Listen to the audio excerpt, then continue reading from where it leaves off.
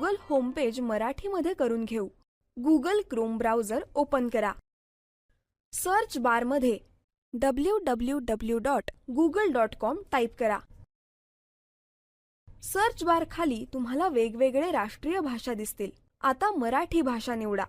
आता तुमचे Google homepage मराठीमध्ये बदललेले असेल. तुम्ही कम्प्युटरवर सर्च करत असाल तर सर्च बारमध्ये तुम्हाला कीबोर्डचे चिन्ह दिसेल. त्याचा वापर करून तुम्ही फोनेटिकली देवनागरीमध्ये टाईप करू शकता.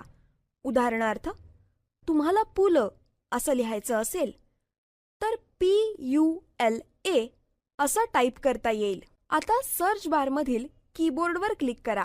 त्याचा वापर करून PULA असे टाईप करा.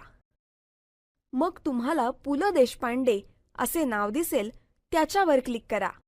आता तुम्हाला मराठीमधील पु ल देशपांडे यांच्याशी संबंधित लेख, पुस्तके इत्यादी माहिती मिळेल.